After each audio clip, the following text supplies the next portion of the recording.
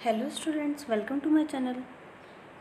So our today's topic is graphical representation of motion.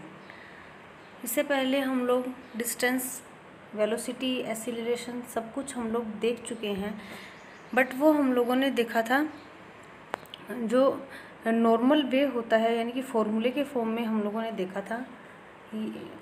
तो यहाँ पर हम लोग क्या देख रहे हैं, इन्हीं क्वांटिटीज़ को ग्राफ के फॉर्म में रिप्रेजेंट करेंगे और ग्राफिकल मेथड से हम लोग उनकी स्टडी को देखेंगे कि कैसे ग्राफ के थ्रू हम लोग distance, time relation, velocity time relation ये देख भी सकते हैं और कैलकुलेट भी कर सकते हैं थर्ड फिजिकल क्वांटिटी को।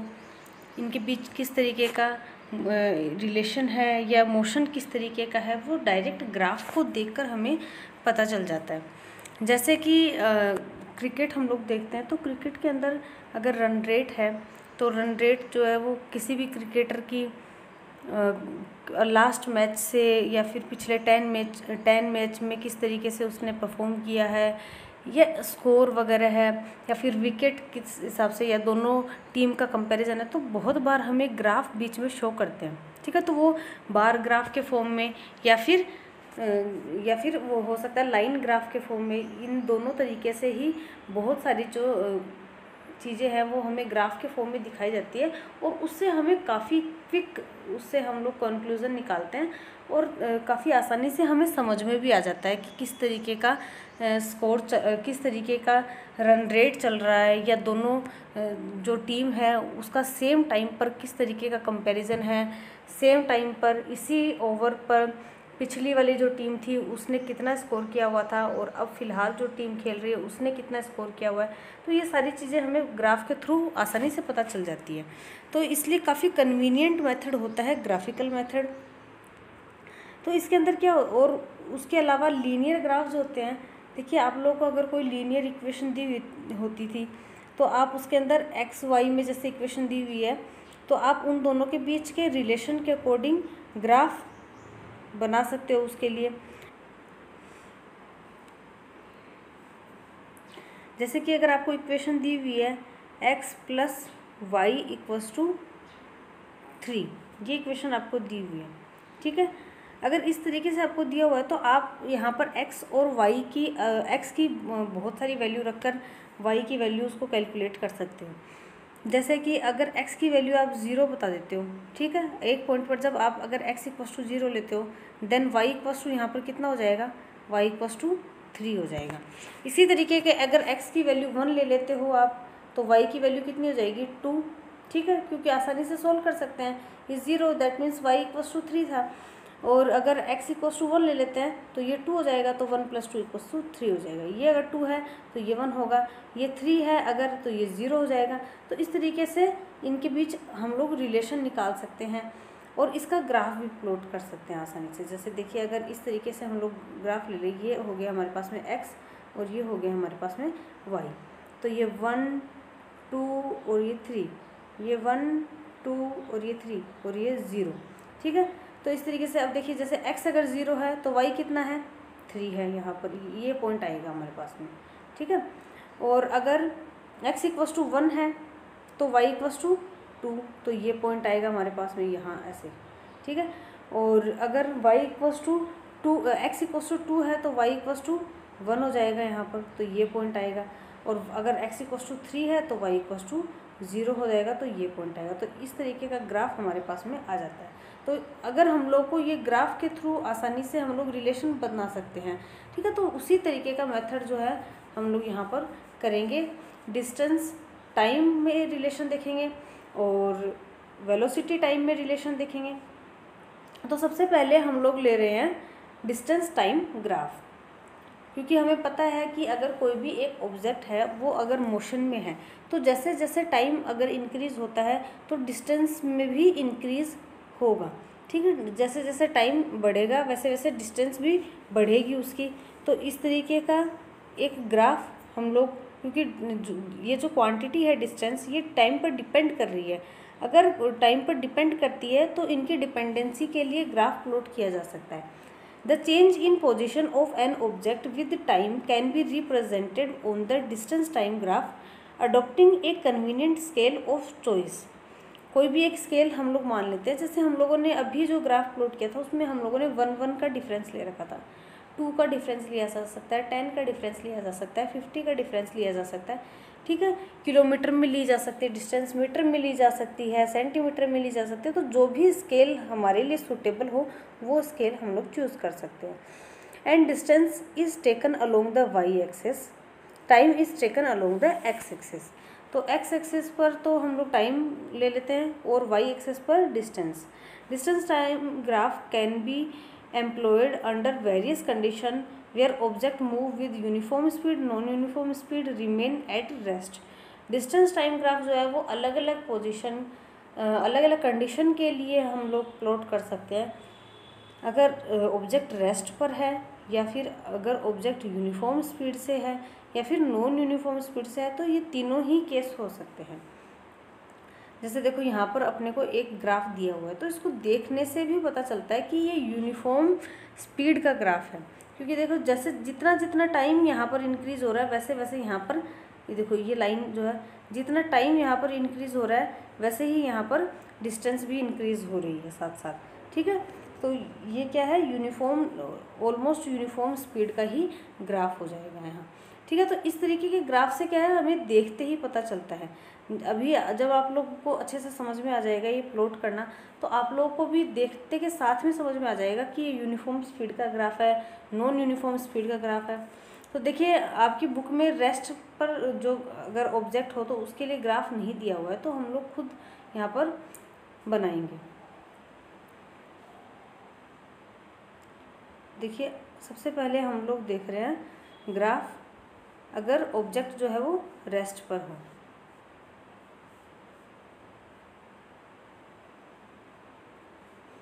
तो इधर तो हम लोगों ने ले लिया टाइम और इधर ले लिया है डिस्टेंस s।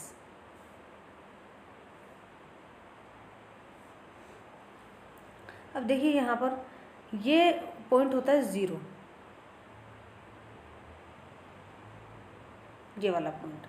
तो जब टाइम हम लोग देख रहे हैं कि ऑब्जेक्ट जो है वो रेस्ट पर है, ठीक है, इसके लिए हम लोग ग्राफ प्लॉट कर रहे हैं। तो मान लेते हैं कि जब 0 टाइम है तो वो कुछ एक पर्टिकुलर डिस्टेंस पर है, ठीक है। अब क्योंकि ऑब्जेक्ट जो है वो रेस्ट पर है, तो 1 सेकंड के बाद यहाँ पर अगर, या फिर 1 मिनट के बाद, जितना भी आप कहूँ, तभी भी वो इसी डिस्टेंस पर रहेगा, ठीक है। थोड़े टाइम के बाद भी वो इसी डिस्टेंस पर है, क्योंकि वो चल ही नहीं रहा है। डिस्टेंस देखो यहाँ पर हम लोगों ने ऐसे ले रखी है। आप ऐसे मत सोचिए कि हम लोग इस साइड जो है ये ग्राफ इस तरीके का आएगा तो हम लोग ये जो है रनिंग में है, नहीं, ये मूविंग पोजीशन में नहीं है। देखो डिस्टेंस देखो हम लोगों ने यहाँ पर ले रखी है, जैसे ये हम लोगों ने ले लिया, तो ये पर्टिकुलर कुछ एक पॉइंट पर है। ये टाइम चाहे कितना भी इंक्रीज हो जाओ इस साइड में, ये इतने पर ही रहेगा। यानी कि इसकी जो डिस्टेंस है, मान लो ये 3 मीटर पर है, तो 3 मीटर पर ही रहेगा, कोई भी तरीके का चेंज नहीं आएगा। तो देखिए यहाँ पर ग्राफ जो है वो कैसा आएगा, इस तरीके का ग्राफ आता है अगर ऑब्जेक्ट जो है वो रेस्ट पर हो तो, ठीक है। तो ये रेस्ट पोजीशन के लिए ग्राफ होता है।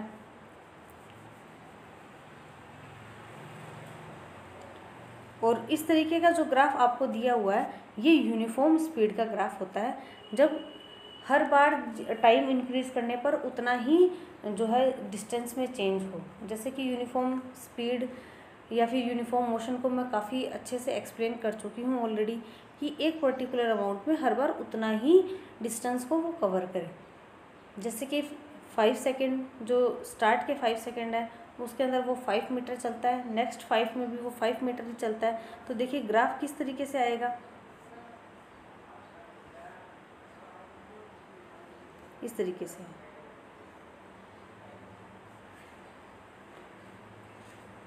और हम लोगों ने क्या ले रखा है, स्केल जो है, क्योंकि स्केल हमेशा हम लोग अपनी कन्वीनियंट के हिसाब से लेते हैं। तो ये जो ले रखा है ये 5, ये 10, ये 15 और फिर ये 20।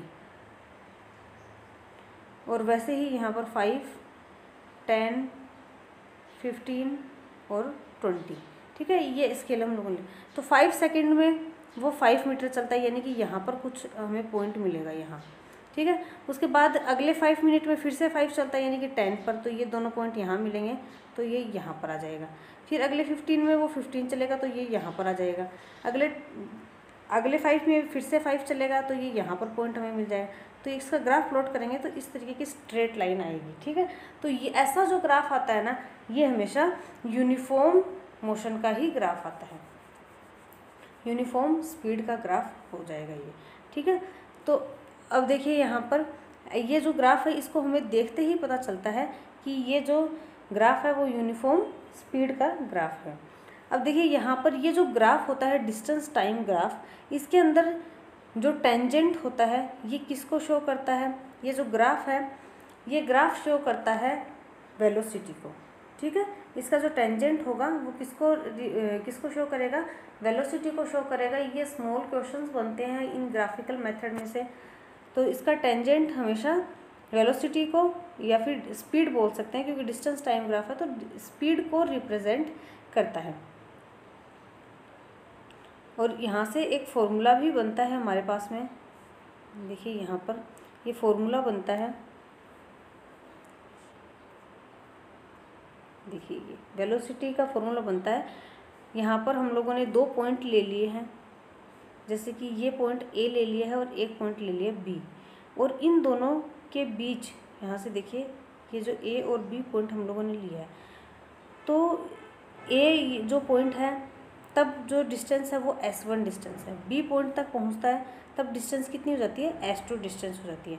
और ए से बी तक चलने में टाइम कितना लगा, t1 से t2 टाइम लगा, यानी कि ए पॉइंट पर वो कितने टाइम पर है, t1 टाइम पर है, और बी पॉइंट पर वो t2 टाइम पर आ जाता है, ठीक है। इतना टाइम लगता है। तो s1 से s2 जाने में टाइम कितना लगा, t1 से t2, तो वेलोसिटी जो है वो यहाँ पर, इसलिए फॉर्मूला बन जाता है s2 minus s1 upon t2 minus t1।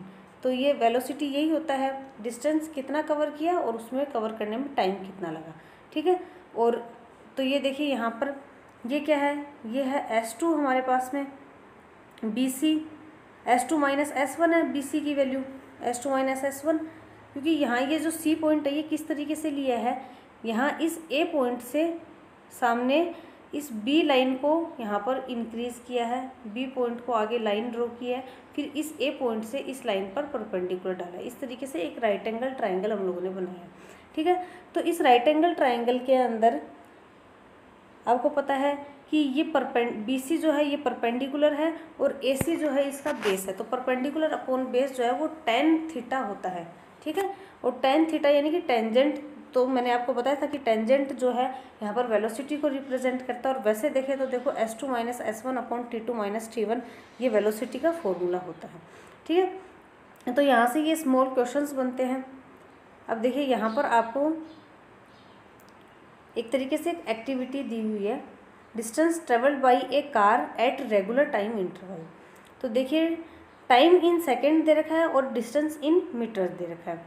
0 second में कितने मीटर पर है, 0 मीटर पर है, 2 सेकेंड पर 1 पर है, 4 पर आ जाती है, 6 पर 9 पर आ जाती है, और 8 सेकेंड में 16 पर चली जाती है, 10 सेकेंड में 25 मीटर पर चली जाती है, और 12 सेकेंड में 36 मीटर पर चली जाती है, ठीक है। तो इसके अंदर देखिए यहाँ पर इसके लिए ग्राफ प्लॉट किया हुआ है, ये जो ग्राफ प्लॉट कर रखा है। अब क्योंकि देखिए आपको इस टेबल को देखकर पता चल रहा है कि हर बार सेम जो डिस्टेंस है वो कवर नहीं कर रही है वो, तो यानी कि नॉन यूनिफॉर्म मोशन है। तो नॉन यूनिफॉर्म मोशन का देखिए इस तरीके से ग्राफ आ रखा है, ठीक है। ये जो ग्राफ आएगा ये कैसा आएगा, नॉन यूनिफॉर्म मोशन का ग्राफ आएगा।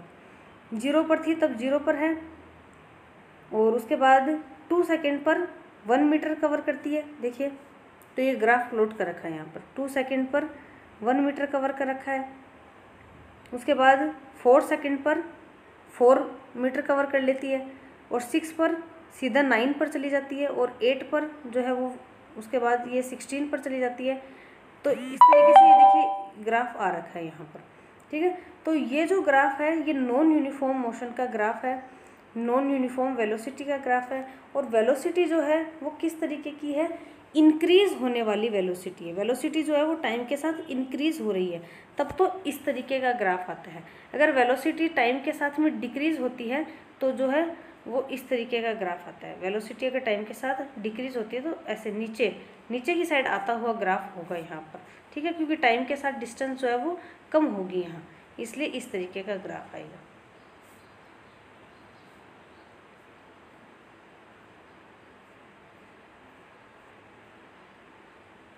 तो ये हो गया हमारा ग्राफिकल मेथड। तो आई होप कि आप लोगों को ये समझ में आया है। अगर नहीं समझ में आया है कुछ भी, अगर कहीं पर भी कुछ भी डाउट है या कुछ क्वेश्चन है आपके, तो आप लोग मुझे कमेंट बॉक्स में पूछ सकते हो। तो मैं जहाँ तक पॉसिबल हो उसका आंसर करने की पूरी कोशिश करूँगी। अगर आप लोग को वीडियो पसंद आ रहा है तो प्लीज़ वीडियो को लाइक करो, चैनल को सब्सक्राइब कर लेना, बेल आइकन को प्रेस कर देना ताकि आगे की क्लास की नोटिफिकेशंस आपको मिलती रहे।